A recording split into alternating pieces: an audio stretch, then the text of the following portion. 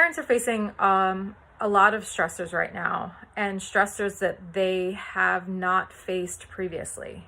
So all of our parenting blogs and resources, things that we've always relied on for support, are out of their depth because we've never lived through a global pandemic and crisis homeschooling before. Most of us, and certainly not together. So at every system level, at our family level, at our community level, at our state level, national level, global level, we're facing stressors that are unprecedented for the vast majority of us. So the kids being at home, at school, trying to navigate work and helping our kids in school is a huge stressor for a lot of parents. Trying to support our kids in their academics while they're in our living spaces. The logistics of that have been exceedingly stressful for a lot of people, from some folks who don't have the space for their kids to be in, to creating spaces that are not distracting for children, so that kids can focus and be attentive in a way that they would at school. For many of our kids, that's a challenge. I specialize in working with children and adults with ADHD. So distractions are a pretty huge challenge anyway in the school system. So that parents are having to navigate that in their homes while maintaining their daily life that they had established before COVID-19 shutdown is an unprecedented amount of stress. And really, if we're not at the top of our window of tolerance, then many of us are actually overwhelmed. And when that happens, systems start to break down a bit.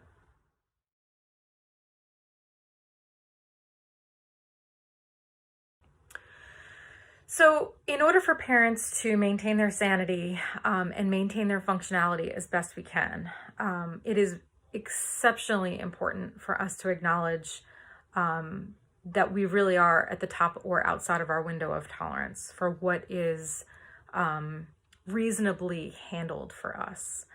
As a therapist, the reason that I emphasize this is that we can all push the override button and keep going. A lot of us are really well accustomed to just keeping it moving no matter what's thrown at us. But this confluence of stressors is unique in that it's asking us to fight sort of multiple battles and adjust to multiple different stressors. And a lot of the things that we were using to de-stress and to help kind of regulate ourselves have been made more difficult. And that fluctuates. So we really want parents to acknowledge that these really are very unique and difficult times, even if it doesn't necessarily feel that way on a day-to-day basis. We want parents to be gentle with themselves and their children and their spouses, to give ourselves some time and some space to not be as perfect or as really just as functional as we typically were.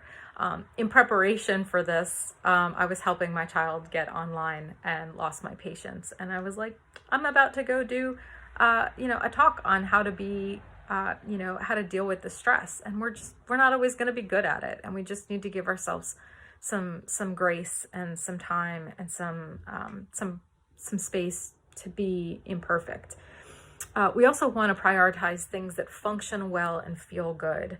And what I mean by that is that anything that's going well in our families, we want to try and keep doing that.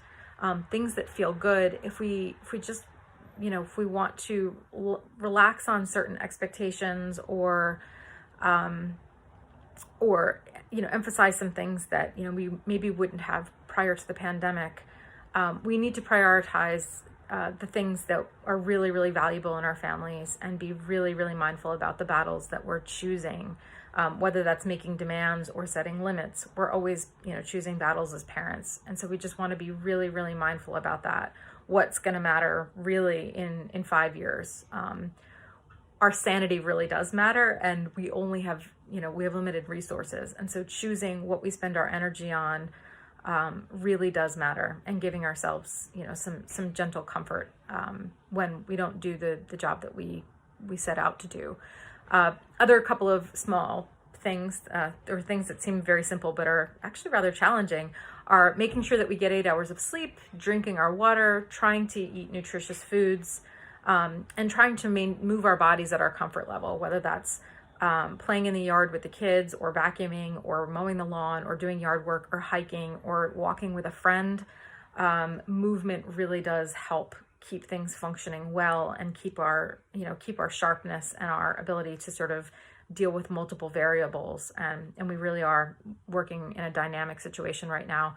And the last main point that I want to make is that joy is essential for mental health. It's a deeply underrated emotion, and we are learning over the last 5 years, especially, to prioritize joy. But joy is the grease that gets things moving. It's the engine. It's the oil in the engine. Without joy, we sort of seize. And so, cultivating joy, finding joy, doing things that bring us, fun and pleasure, are huge parts of mental health.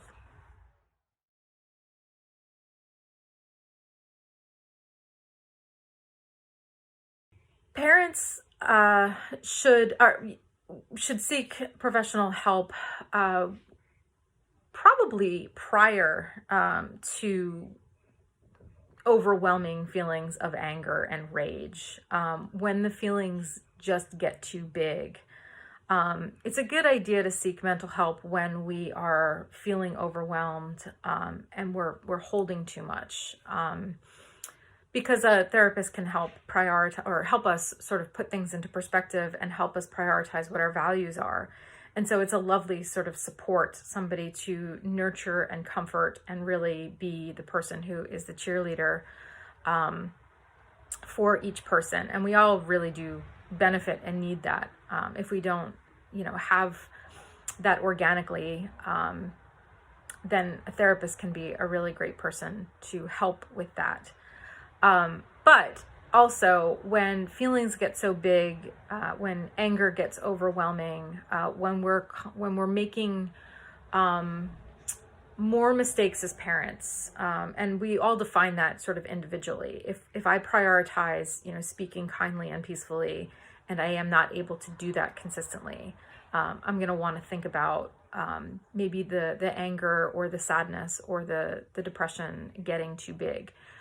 Depression is a biological process that tends to happen when we are in a state of overwhelm for longer periods of time.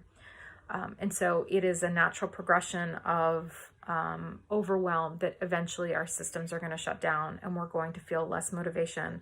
We're going to feel more tired. We're going to feel more meaninglessness. This is not necessarily the case, but the likelihood of it happening is greater when we're under duress for this prolonged period of time. So when we get to the point that our sadness, our anger, our lack of motivation just gets too big to manage, or it feels like we're not able to make traction, when shame gets really big, that's a really important time to start to seek therapy. When those feelings get so big that they're unmanageable, it's definitely time to go see a therapist. But I would definitely recommend that folks, even when that gets just uncomfortable, I would recommend that folks talk to a therapist, mostly just to help, to support. We all need it.